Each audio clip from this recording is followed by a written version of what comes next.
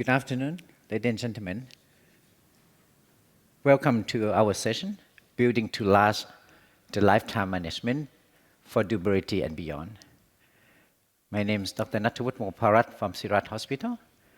It's such a pleasure to have esteemed international faculty leading for discussion and speaker, leading by Dr. Kalpoon and all the name here. I think we have a lot of case today, so I will not take your time much, and we try to go direct to the case. I think it's more common nowadays with treating younger and more complex patients. Durability is not only the valve itself, but it's a lifetime management. I think the decision you make at index procedure will significant impact on coronary access, on future valve intervention, and long-term outcome. So I think our objective today, we will learn about practical consideration in lifetime management in complex case to optimize durability and long-term outcome. We learn about the importance of the first valve at index procedure. And then we learn how to get tip and trick, how to optimize the long-term outcome and reduce the complication like PVL. And at last, we look at the strategy for redo TAVI, as is more common in practice today. So I think the first, I would like to ask some poll question. We can share the poll question here. So let's start the poll question, and then we can go through our three good complex cases. And then we can ask Carl to start on the introduction, the first speaker. I think it looks like the hemodynamic impact.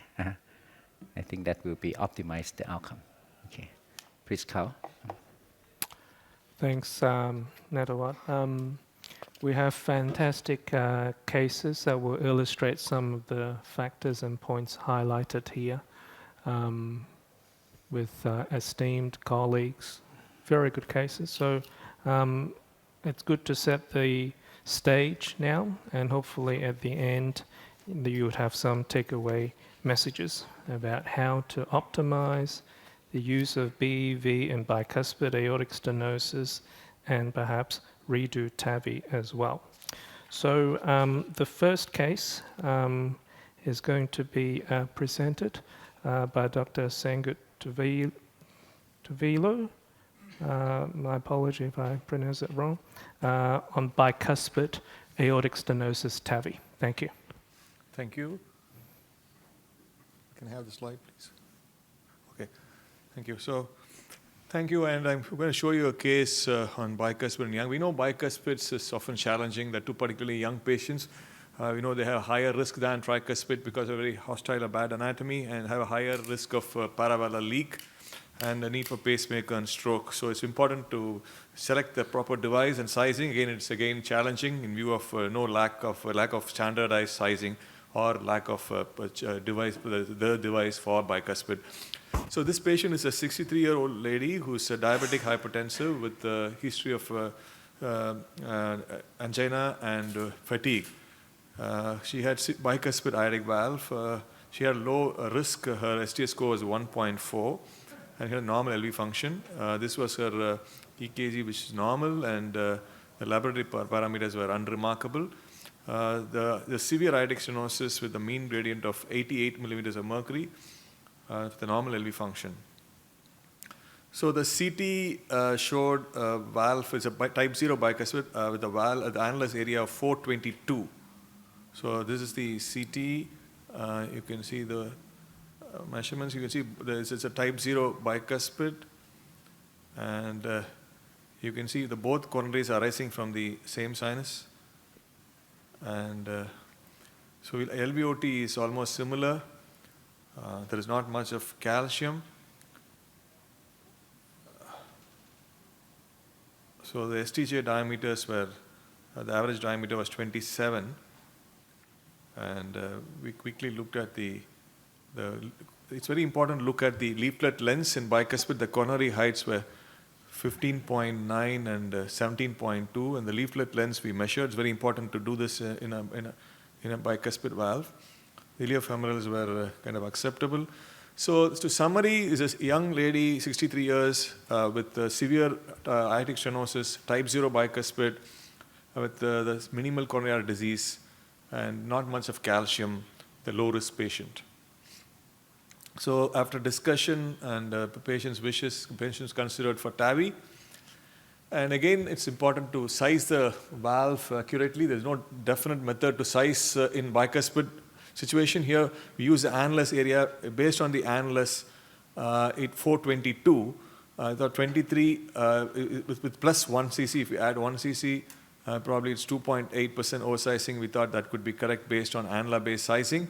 If you look at the Bavard system, it appears that the ICD at 4 millimeters is 24.6. So it looks like it's a flare type. So again, if you look based on the annular measurement, it is again 23 plus 1 cc. So the other important sizing method is a circle method, which again takes into account the supraannular area and also at the Raphael level if it is other types of bicuspid. In type 0, we can look at the entire stages of the aortic root.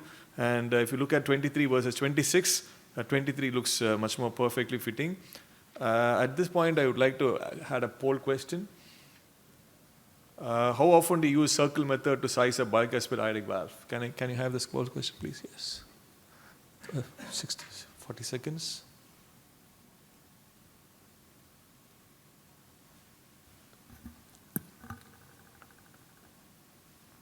Okay. I think we're almost always, and that's very important. We know that the circle method actually helps in assessing every part of the aortic root, and so it must be useful, particularly in bicuspid, taking into account the annular ellipticity as well as the supravalvular constraints.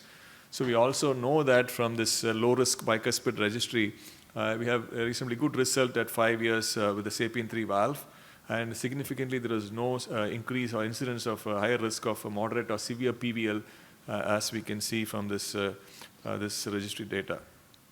So this is our case. This is an aortogram. So you can see this the calcium, and you can see the coronaries appear to be normal, and the carotids appear suitable for a sentinel device. So there's a sentinel device in place, aortic valve being crossed, and then we predilate, and we would always like to predilate most often in these type of cases. So predilate, and then this is again SAPIEN 3 ultra reselia, which is again we want to achieve a higher portion, so we want to place it as high as possible, and this is 23 plus 1 cc, and this is after the deployment. It's almost at zero level, and you see this looking like there is significant amount of aortic regurgitation. But again, this is very often related to the wire, so we removed the wire, and we see the air completely disappearing after we removed the wire. And we accepted this. We didn't want to do a second tap, considering that the valve is literally high and there is no significant AR, and we achieved a good position. And then we assessed the echo. Again, echo showed a mean gradient of 7, so a quite acceptable result in this young lady. So to conclude, bicuspid in young is quite safe and feasible in properly selected anatomies. So careful CT sizing and analysis is very important. And with the newer generation valves, our results are looking much better. Thank you. Thank you very much for an excellent case.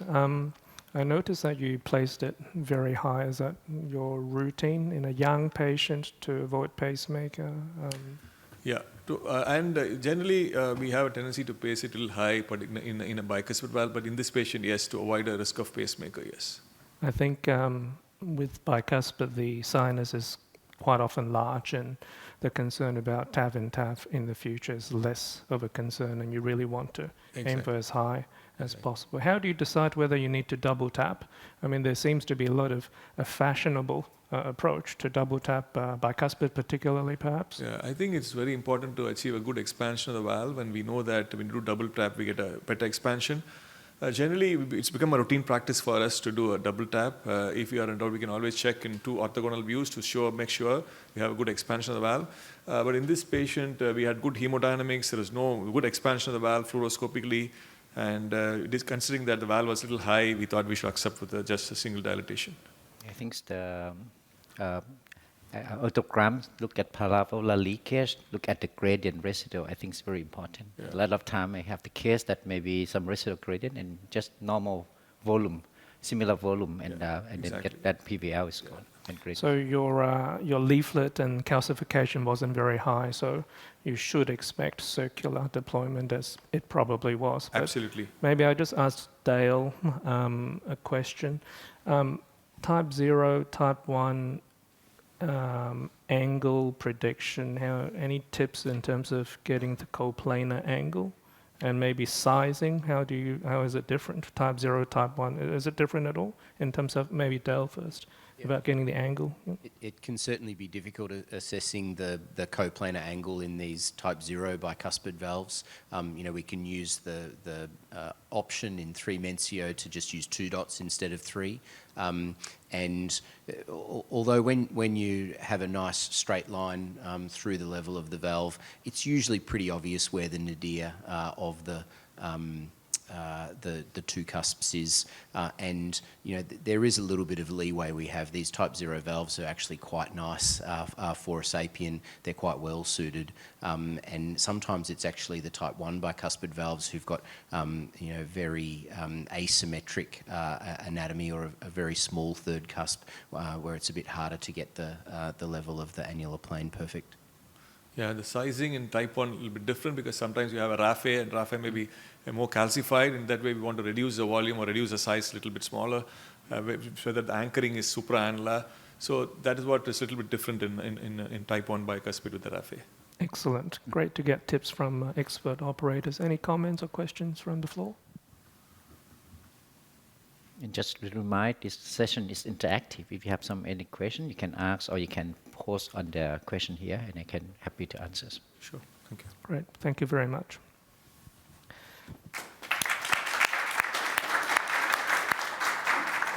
So it's my pleasure to invite Renan, Dr. Gurvich from Royal Melbourne Hospital in Australia, who, along with RJ, helped me start my TAVI program many years ago.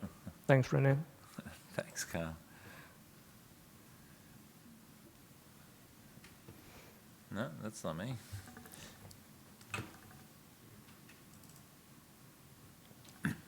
Thanks for the invite. Is that up there? Yes. So continuing the theme a little bit, but my topic is more about optimising the intensive procedure for long-term outcomes. I'm from Royal Melbourne. So my case is also a relatively young female, 69, previous ischemic heart disease. She had an infarct, an anterior infarct about 6 years earlier, and had a stent to the proximal LAD. Has a history of hypertension, diabetes, previous smoking, and now presented with severe AS and exertional dyspnea. The referral was likely bicuspid aortic stenosis. They weren't sure. Often is the case on echo. Mean gradient was 46, valve area 0.7, normal LV function. And there wasn't a significant aortopathy. Sometimes in this, especially young bicuspid patients, if they've got an aortopathy, it might sway you to non-percutaneous treatment. We can talk about what the cutoff there should be, but 4.1, we're well away from needing to do anything to the aorta. So that's her coronaries. Hope that projects okay. So she's got a moderate stenosis in the right. The referring cardiologist sort of deemed it at about 50% in the mid-right, so some coronary disease, and obviously she's had a previous anterior event, so there's a proximal stent, and there's about a 50% stenosis in the mid-LAD. So I guess from the get-go, there was someone who's relatively young, has had an infarct before, has 250% stenosis in both sides, so coronary reaccess for the future was going to be quite pertinent. This is the aortogram. You can already see there's a bit of subannular calcification there, especially below the left coronary cusp, and that's the CT. So slightly different to the case before. So CEV1, the most common sort of fusion of the left and the right, and there's a bit of calcium in the raphe as well, so we call it moderate raphe calcification. There's quite heavy calcification on the leaflets as expected. There's a little bit of calcium subannular as well, so that's sort of consistent with the findings on aortography. So I'll probably call that heavy calcification, especially in the alveoli beneath the left coronary cusp, and a bit more impressive there. So you can see there are sort of two foci, one below where the right cusp would be, which is smaller, and the heaviest one below the sort of the left cusp. Around this, more in the non to left area, and they're opposing each other. And in a way, also the other thing to consider is that heavy burden of calcium on the non-left is also opposite where the raphe is. So I've done a lot of bicuspids which are calcified, and it's always interesting to see how they're going to behave. Sometimes you're pushed away from the calcified raphe to the other side, sometimes you're pushed away from the calcium to the other side. So it's always interesting to think about how the interaction is going to be between the calcium in the annulus and the raphe. So a couple of things to think about. The area had to be right in the middle, so about 451 we got, and there's sort of obviously different ways you can kind of measure that depending on where you cut it through the calcium, but I would say that's at least for an Edwards valve, it's in intermediate sizing, so it's around 450, perimeter was 81. Sinuses were quite capacious, so we got around 3.7. So basically, in summary, a relatively young patient, important to think about lifetime planning. She's had previous infarct, she's got a stent, she's got coronary disease, which potentially going to need future intervention, significant annular calcium, especially on the short axis and opposite a calcified raphe, as well as intermediate zone sizing. So I don't think I've got a poll, so we'll just put it up as options. So what are the options? Well, surgery is a good option. She's bicuspid, she's got a calcified raphe, there's some hostility to the annulus, so certainly surgery is a reasonable option. She's only 69. TAVI is an option, and if so, what are we going to go for? Are we going to go for a balloon expandable valve? Are we going to go for a self-expanding valve with consideration that she's young, she's otherwise well, other than diabetes, and we may well come to a point where we're going to need a valve-in-valve option. So that was important in our mind. So we wanted to make sure that she's going to have a valve-in-valve option, sinuses are capacious, and we wanted to guarantee future coronary access. So we tended towards a balloon expandable valve. We've done many similar cases before. So if the next step was if we're considering a balloon expandable valve, what should we do? Should we put an underfilled 26 and take a couple of mils out? Should we overfill a 23? Perhaps we can talk about that a little bit. There's a little bit of data, I won't hammer this, but for Martin and again Sydney about talking about sort of pressure deployments. To be frank, we don't tend to practice like that because there is some issues with potentially under expansion of the valve, but there is some data to suggest that perhaps there's safety if you don't go above around 6.5 atmospheres, that even if you're dealing with calcified annuli. But I think the Edwards engineers haven't been really able to reproduce that data accurately, but nonetheless it's out there. So this is our case. So coplanar angle was easy because we had 3 cusps to get to. So we ended up choosing a 23 Edwards Ultra. That's what we had available at the time, and we put 1.5 mils extra. We usually, if I'm going 450, I'll probably put a little bit more in, but because of the calcium, we thought we'd just play it a little bit easy. So we didn't overfill. The other thing, this is unlike RJ, who implants really, really, really, really, really, really slow. I did say to the person inflating, please go slow. My theory is that if you've got a calcified hostile annulus, it's better to sort of massage rather than hammer it. RJ is the ultimate slow inflator. I aimed for something like RJ, but my assistant didn't quite get the memo. But I think an RJ implant for calcified annulus is the way to go. Maybe I'll show you one. But the idea is that if you've got calcified annulus, try and go sort of not slow just for the first half, but slow all the way to the ends, rather than bang it out at the end and potentially cause damage. We did do a double tap. That was on fluoro. Same volume. We didn't put any extra in. It wasn't so much for AR. We already saw we had amazingly no AR. It was just because of the calcified raphe, just to make sure we had good circularity. And we're pretty happy with the result. In terms of coronary access, well, clearly that's going to be easy. Also, valve and valve in the future. If she's 84 and her valve wears out, well, you can see there's heaps of room. It's never going to be an issue. We can easily do another valve there. So the final result, fantastic. The invasive gradient was 3. There was no AR, plenty of room in the sinuses. And the final echo at 1 month, mean gradient of 8 and no AR at all. So I think in conclusion, a balloon expandable valve certainly allows for easy lifetime planning, easily facilitates future coronary access, and is an easy valve and valve option if you have sinuses that are capacious. And from quite a few cases, I think that calcified annuli can certainly be safely treated with appropriate consideration. I think you do have to be a bit careful if you've got sort of sharp edges of calcium leading into the annulus, but that sort of curved annular calcification, I think, can be done fairly safely. And I think it's probably safer to use an overfilled smaller valve rather than an underfilled larger valve in terms of annular disruption. Perhaps we can finish up there and discuss. So thank you very much. Renan, fantastic illustrative case. So what pressure did you go up to in that algorithm with the volume? It was just under 6.5 with 1.5 mils extra. So, sometimes I was focused on the case and I was sort of saying to my assistant, just keep an eye on the pressure, but sometimes it sort of goes up and overshoots and then settles down somewhere lower. So it's probably just over 6, which... Yeah. And on your double tap, did the pressure get to the same level or...?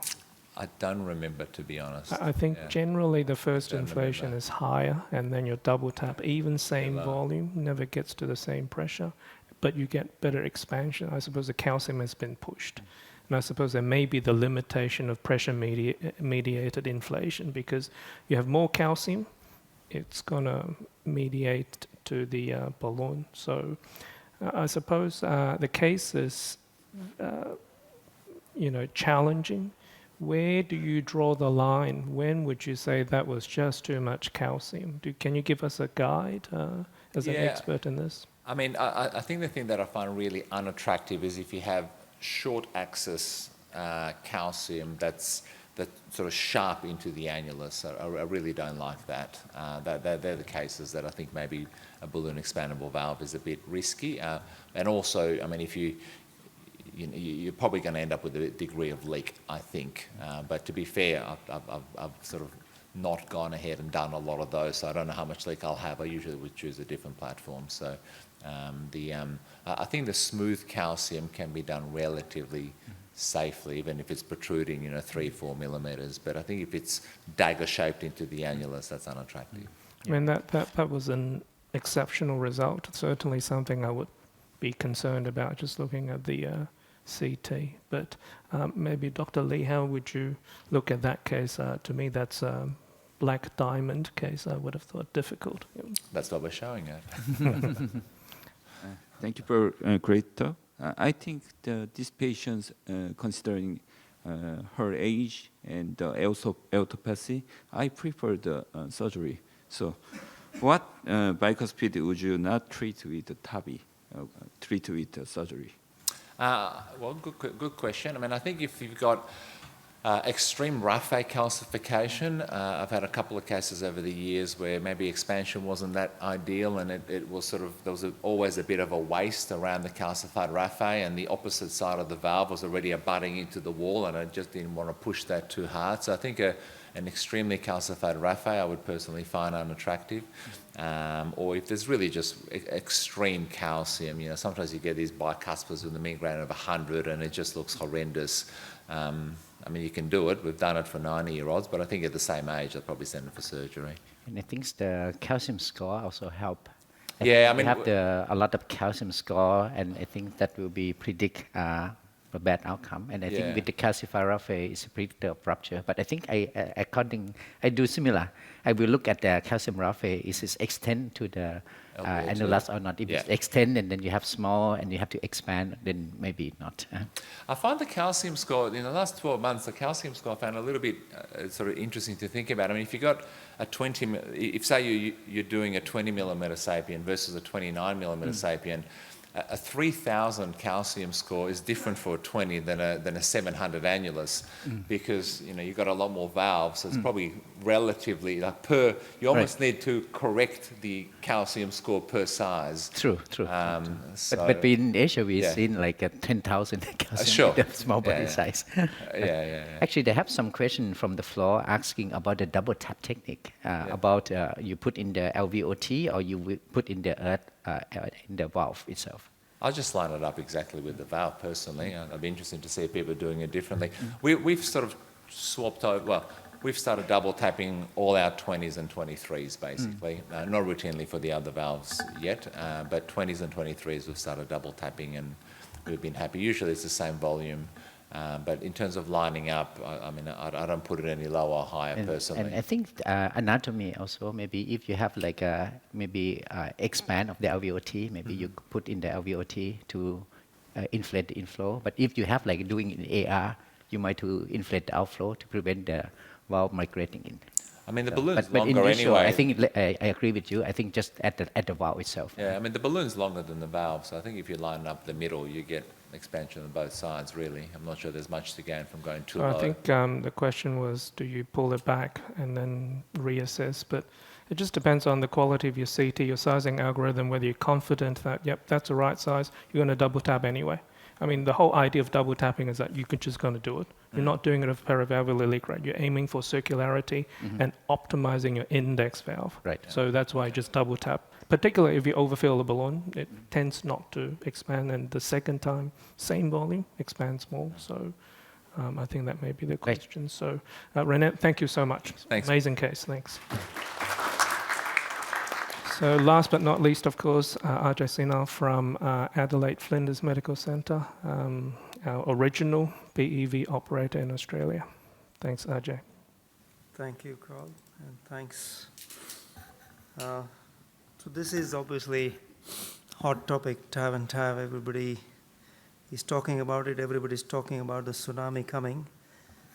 We haven't seen in Australia yet, but it's coming, everybody says, so I guess it is coming.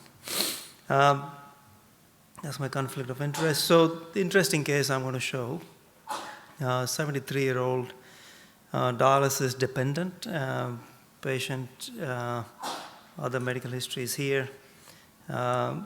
So first procedure was done when he was, 5 years ago in 2020. The reason for TAVI instead of surgery, you will see when I show the pictures, highly calcified ascending aorta. So he was, surgeon basically didn't even look at it. He said, all yours, Ajay, forever. So that's how it landed up with me for the second procedure as well. Echocardiogram had shown this was a couple of months before we did the actual procedure in a semi-urgent situation. So he had noticed getting short of breath. We started working out what to do. Echo had shown LV function was normal, gradient was 34. But unfortunately, he, as most of them do, he developed a chest infection, got into the ICU, and then ICU kept on calling us every day, what are you doing, what are you doing? And we said, no, look, it is not that bad. But eventually he started slipping into the shock, and then we had to do something. Angiogram had shown coronary artery disease was only mild. A couple of things about when you're talking TAVI and TAVI, we of course need to make sure the valve you're putting is not going to make things worse. And one big risk is coronary obstruction. So you need to look at valve to coronary and valve to aorta distance to make sure there is enough space for coronaries to perfuse after you put the second valve. And I'm sure everybody has heard the term, tall and short and short and tall and short. All these terminologies are very important. And I think if you look at all the combinations, short and short in a way is very simple to figure out if it is going to work or not. It is not as difficult as if the tall valve is involved either as a first or a second procedure. And valve hemodynamics, of course, you have to be aware of as well. So just talking about a couple of simple terms which everybody needs to know, how wide is your... so you look at the first CT. And then you, of course, need the second CT once you have the TAVI device in. So you look at coronary heights, the distances as I spoke. You look at sinus diameters, very important that you have enough space in the sinuses, that they are not narrow or sequestered sinuses from the first case. And valve anatomy, of course, is what type of valve it was to start with. And in the second case, then these two distances become important. You need to take into consideration neoskirt, if, especially if you have a supraannular valve as your first device. So this was the CT. I must admit I'm not yet a converted fan of double tap. This was done 5 years ago in a heavily calcified valve with optimal volume, and you can see it is quite circular valve. So coronaries were just above the stent frame, so we felt this was quite safe to go ahead and put the second valve in. There was enough distances. I'll show you the short axis, the valve to coronary distance, which is VTC, is the short form we use for right as well as left. There was enough space. So we decided to use Sentinel device. It was a calcified valve, dialysis patient, high risk of stroke. He's all iliofemoral. I don't have a picture, unfortunately, to show very calcified as well. And we decided to use Resilia 29. And when it comes to choosing the size, Winnie Buffett obviously has made our life easy. You select what was the first valve. So in this case, it was 29S3. You do need to understand some of these numbers, what was the diameter, what was the height. And then you choose your second, what valve you're going to put. And then you need to figure out how you're going to align it compared to the first valve. So again, as I said, short is, if your first valve is in a good position, you basically just go and match it to the same position. This shows his iliac arteries. You could see them without any contrast, heavily calcified, and calcified artery and tortuous, difficult to navigate the valve and the sheath as well. You can see here why surgeon said yours forever. With that calcification, surgeon has no hope of going. So this is a Sentinel device going in. This is the aortogram of the first valve. Again, we just wanted to double check the coronaries and see our landing zones, where we're going to deploy the valve. This is crossing the valve. My fellow did this, so it took him a bit longer. So anyway, this is the native, again showing the horribly calcified valve. Again, the beauty of the Edwards device is it's got a flex wheel, and you can flex it so you're not going to scratch the sides of this calcified aorta. Then you cross the valve, and as I said, our plan was to basically match the top end with the top end, and we will be fairly good in terms of landing zone. And we decided to go with the nominal volume as well. And we were, in this case, in valve many times, I would do post-dilatation to make sure the leaflets of the first valve get nice. The space between the second valve and the leaflets of the first valve gets nicely obliterated. So here is the expansion. For some reason, this is playing in double speed. As Ronan said, we do believe in slow inflations. And then this is the final aortogram showing the valve position, and the coronaries were quite nice. This is the double inflation. I have no idea why these are playing at double speed, but that's not the speed we do inflations. But this was double tap to make sure the space between the two stent frame is minimized, and the risk of AR between the two valves gets significantly reduced as well. And this shows the story why he decompensated. Echo was underestimating the gradient. Invasive gradient was almost 80 when he came for the procedure, and we managed to minimize that gradient to nothing. So it's becoming increasingly common. We do need to start thinking, as Ronan's talk said, when you're putting the first device, you need to be prepared that if this comes back, what I'm going to do, and leave the options open rather than close your options. Coronary obstruction and hemodynamics are the important considerations in choosing which valve you decide. And then CT, of course, is the absolute essential to look at that CT carefully at all the measurements if you want a successful procedure. Once you have done the CT analysis well, doing the procedure is actually very simple. Thank you. Thanks, Ajay. I think you've made it look simple. I think TAV and TAV can be tricky. Do you think your slow inflation has obviated the need for double tap? Because, you just expand it better, longer, and hold on to it longer. Some people would say, why double tap? Just hit it longer, 5 seconds, not 2 or 3. Correct, yeah. So we always hold it for 3 to 5 seconds as well. Yep. And I think when you're trying to minimize the risk of stroke, every inflation you do, every manipulation you do in that space, you're increasing the risk of problems. Yep. So maybe a question for you, Tim.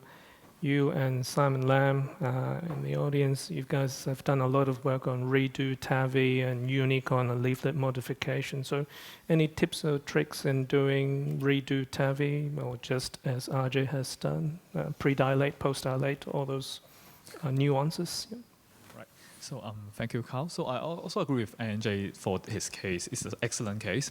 So for this tough case, I think it is a very good choice to use the self-expanding, short in short, I would say, in this. Because for this particular patient, I think tall in short is probably not a very good option. Because from the beginning, you can see the coronary height is just, because the valve frame is just at the coronary height. If we put in a self-expanding valve, it's probably shortening the coronary height by elevating the annular plane. So it is a very good option. And I think also for this patient, and supraannular valve may not be very necessary because the index valve is 29 already. We are not very worried about patient post-patient mismatch. So I think this is a very good choice to use a 29 and 29 with a short in short. And concerning the post-dilatation and also the double tap issue, I think we in our center we would only do it when there is some concern, for example, like paravalvular leak or there is any elevation in gradient. So we would only do the usual double tap. Otherwise, we would not add volume for any further post-dilatation if there is no other concerns there. Great. All very good points. René? Let's say this we're talking about tapping tap. Let's say this patient is alive in another 7 years, and because of the dialysis, obviously the valve is great, but on dialysis things fail. If you put a third valve in here, would you put an overfill 26 or another 29? I think you'll have to measure the CT that time. You repeat the CT and see how much space you've got. And my gut feel is you will be going overfill 26 because the Russian doll effect, you're reducing the size of the annulus essentially. So the redo TAVI registry, you sometimes have 1-to-1, 29-29, but almost always you will never go bigger. Mm-hmm. So 26 overstretch will have an expanded leaflet rather than constrained leaflet. So again, optimizing the valve result. But the CT analysis at the time you're doing it, I think will be very important. Look at VTC, VTA, and how optimal you can get the optimal results. This guy will be pushing his luck though. He's been on dialysis for 7 years already. Maybe listen a bit to help. So I'm not really looking forward to doing a third one on him. But yeah, look, I think with all that calcification and all the other issues, it will be interesting. I'll show it again here if I end up doing it. Russian. Any questions or comments from the floor? Yes, Dr. Lee. Yep. Thank you for a great case.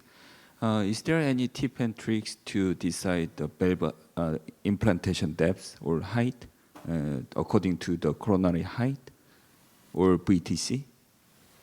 Yeah, so I think when it is all straightforward like this case, where coronaries were just above the stent frame and we were going to stay just under it, then that is not a problem. Mm-hmm.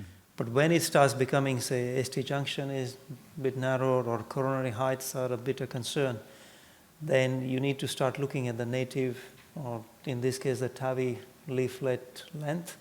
And, again, on Tremencio, that where you can simulate the valve-in-valve implant and decide, that gives a very good idea. And if you're as we've been theme in the morning session as well. In TAV and TAV, if you're concerned about the coronaries, and again, it's more applicable for the long valves, you protect, or on the side of protecting it than not protecting it. And I think that's why the index valve at the first operation is very important. Okay. I think on this one, 7 years ago, you put like great index valve with the wrist plane below the coronary height. Yeah. When the time you have to do re-intervention, you can choose any valve. Yeah.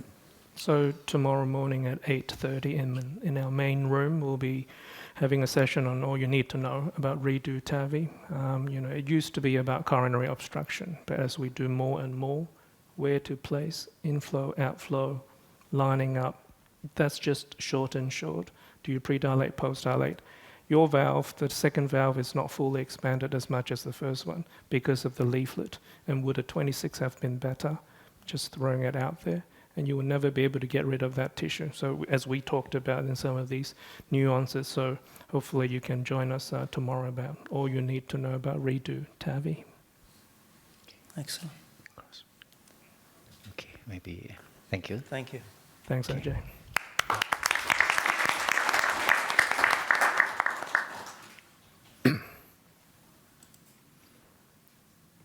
So I have to thank all the speaker, led by Carl, and I think we can done all the true interesting case within 40 minutes.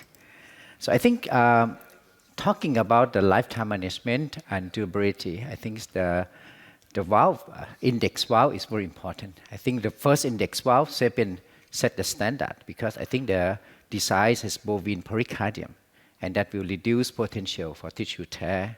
Also have the balloon expandable platform. You can see it's increased radial strength. That's very important in the patient with heavy calcify.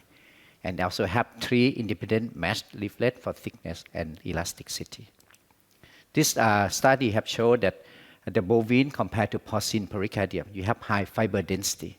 Also have significant tear resistance compared to a porcine pericardium. SAPIEN, with the outer lacellar, you also have the calcium blocking mechanisms that will target the free aldehyde and that will intend to reduce structural valve deterioration throughout the reduced calcium attached to the leaflet. And when we're talking about durability, as our speaker have been shown, selecting the first valve is very important, but also optimize the outcome at index procedure. I think you need to get your plan because whatever you do at the index procedure will impact for future coronary intervention and coronary access. We need to reduce paravalvular leak. You need to get appropriate positioning and sizings and avoid PPM. We have seen 2 cases with the young patient with bicuspid, and Ronan have shown with the heavy calcified LVOT. And I think even though you get a good valve, but I think you need to get good sizings and try to optimize your outcome at index procedure because we try to find the sweet spot. When you have heavy calcify, if you get parallel leak, you get bad outcome. If you get too much opening, you get rupture. And I think we need to avoid both parallel leak and get valve to not deformity. You can see if the patient have the under-expand or eccentricity. And I think we can have the increase of mortality and long-term durability. So I think optimize the outcome. You can do double tap, you get the plan, but I think the CT analysis will be very important. You need to get plan A, B, C, D before you come into the room and reassess, and then make sure that when you come out patient from the table to get a good outcome. SAPIEN also have the set standard. I think with the new designs, now we come to the PVL to single-digit number. It's 0.6 for moderate to severe PVL. And the risk plane we talk about in TAV, I think the first valve choice will give you a lot of more options. AJ have been shown that first valve choice below the risk plane, I think you can do whatever you want to. But if not, then you have to decide VTC, VTA, how you get to optimize. Do we need basilica? We need to get chimney, and so on. So I think the first valve is very important, and I think SAPIEN have the platform that will minimize the risk and make you set for the future TAV and future intervention. Thank you very much.